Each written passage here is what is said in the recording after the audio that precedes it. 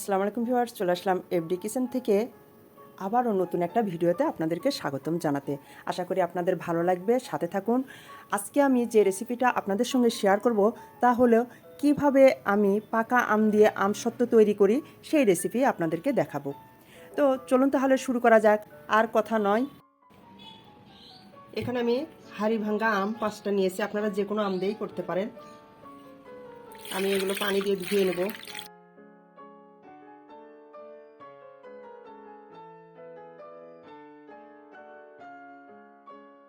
আমগুলো ধুয়ে নিলাম, এখন কেটে নেব।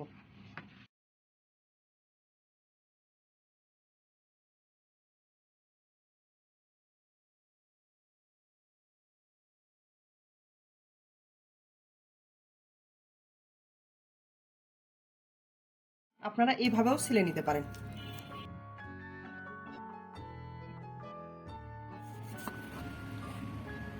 আটিটার 4 সাইড থেকে আমি আমের অংশগুলো কেটে নিয়েছি, এখন কাটা শেষ।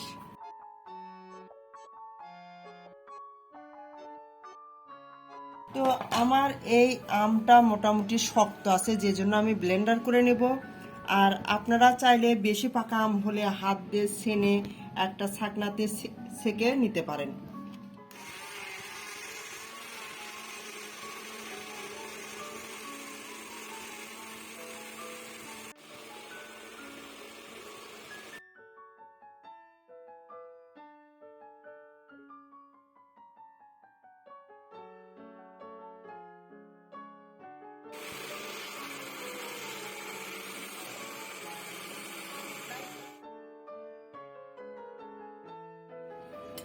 তো শেষ হয়ে গেল আম ব্লেন্ডার করা। এখন একটু আমি দেখে নেব আমের গোটা আছে নাকি।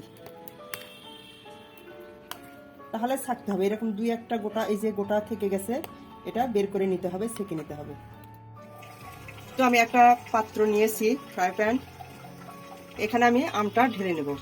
এই আম শুরুতে দেওয়ার জন্য চুলো ধরে কড়াইটা গরম করার কোনো দরকার নেই। এরপর আমি সামান্য পরিমাণ লবণ দিচ্ছি, যেহেতু আমটা টক না, মিষ্টি আম, সেই জন্য মিষ্টিটা ব্যালেন্স করার জন্য যে পরিমাণ লবণ দেওয়া দরকার ওটি দিচ্ছি। আর দিচ্ছি শুকনা মরিচ ভেজে গুঁড়া 1 চামচ। আপনারা চাইলে ঝালটা না দিলেও পারেন। আর যদি আমার মতো ঝাল পছন্দ করেন, আমার কাছে ভালো লাগে, সেই জন্য আমি একটু ঝাল দিলাম। আপনারা গুঁড়া মরিচটাও দিতে পারেন, এরকম ভেজে না দিয়ে গুঁড়া মরিচটা দিতে পারেন।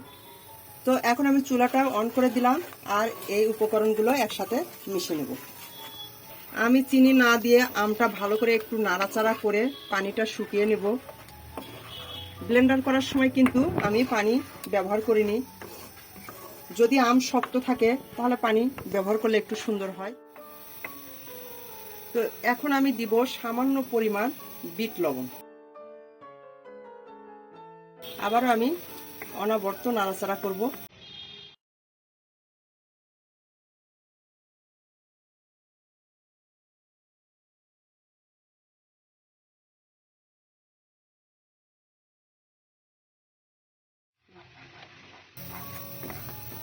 আমি এভাবে 4.5 মিনিটের মতো নাড়াচাড়া করে আমটা শুকিয়ে নিলাম। এখন এর ভিতরে যারা মিষ্টি একটু বেশি খেতে পছন্দ করেন তারা দেবেন, স্বাদ মতোই দেবেন চিনি। তো আমটা মিষ্টি, ওই জন্য আমি 1 কাপের মতো চিনি দিয়ে দিলাম।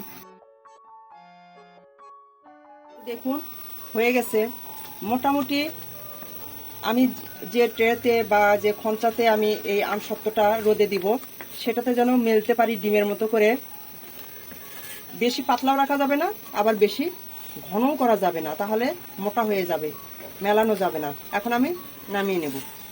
এই যে অবস্থা। আমসত্ত্বটা যেন তাড়াতাড়ি তোলা যায়, এটার সাথে যেন লেগে না যায়, সেজন্য আমি একটু সাদা তেল এখানে দিয়ে নেব।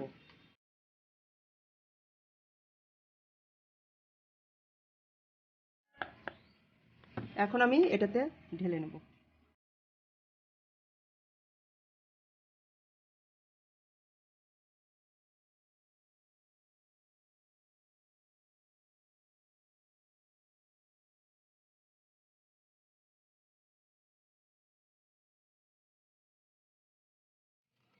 তো আমি এটা এইভাবে করে নেব, ভিতরে যেন কোনো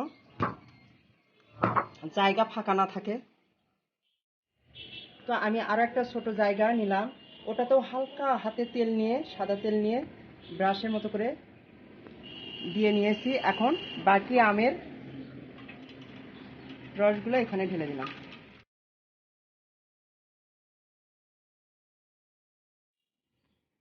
আগেরটার মতো এটা আমি ভালো করে এইভাবে একটু ঝাঁকিয়ে নেব, ভেতরে যেন কোনো ফাঁকা না থাকে।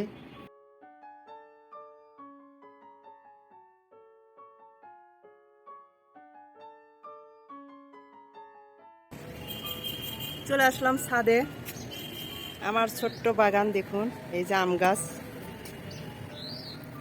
সব গাছ লাগানো এখানে, ড্রাগনের গাছ, পুঁই শাক, পেঁপে গাছ।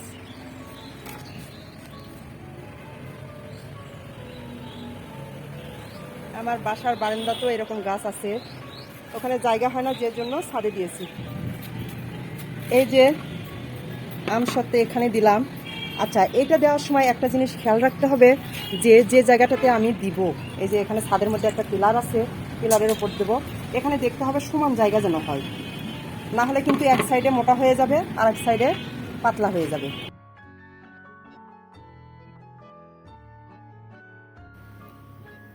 মাশাআল্লাহ, দেখুন ভিউয়ার্স, কত সুন্দর হয়েছে, কালারটা অনেক সুন্দর দেখাচ্ছে। তো আমি প্রথমে একটা চাকু দিয়ে 4 সাইডে কেটে নেব, কারণ এমনও আঠালো হয়েছে যে খঞ্চাটার সাথে একদম লেগে গেছে। 4 ধার সুন্দর করে কেটে নেব, যাতে আমি খুব সহজে উঠাইতে পারি। চাকু দিয়ে 4 ধার কেটে নিলাম, তারপরে এই যে আস্তে আস্তে আলতোভাবে আমি উঠাচ্ছি।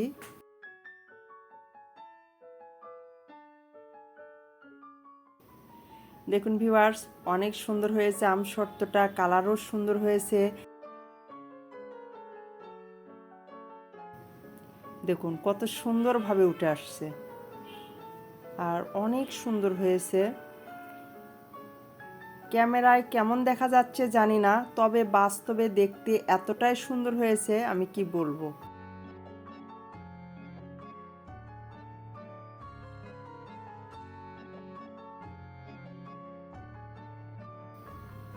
এই যে দেখুন, অনেক সুন্দরভাবে উঠে যাচ্ছে, মাশাআল্লাহ, খুবই সুন্দর হয়েছে, অনেক সুন্দর হয়েছে। এই যে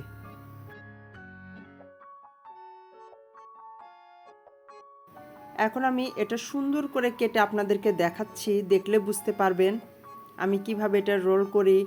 আর কেউ যদি ইচ্ছা করলে এই আমসত্ত্ব এইভাবেই বানানোর পর কাগজে, প্লাস্টিকের কাগজে মোড়ায়া সুন্দর করে আপনারা সেল করতে পারেন, যেভাবে দোকানে সেল করা যায়, শুধু সাইজ করে কাটতে হবে।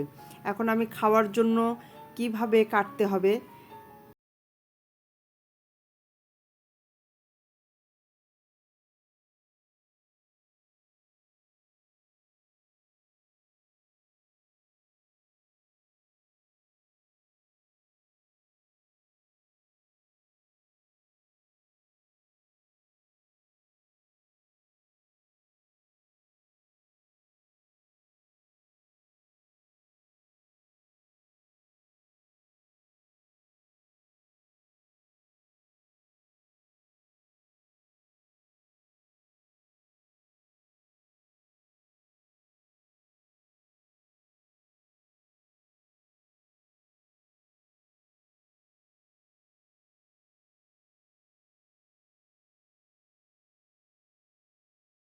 টাইট বক্সে কাটার পর এই যে আমি এভাবে উঠিয়ে রাখবো, যতদিন সম্ভব ততদিনই, যতদিন খেয়ে শেষ না করতে পারেন এভাবে রেখে খেতে পারবেন।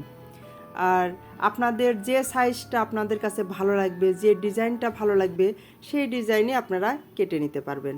তো আজকে এই পর্যন্তই, এখান থেকে আমি বিদায় নিচ্ছি। আবারও নতুন কোনো ভিডিও নিয়ে আপনাদের মধ্যে হাজির হয়ে যাব।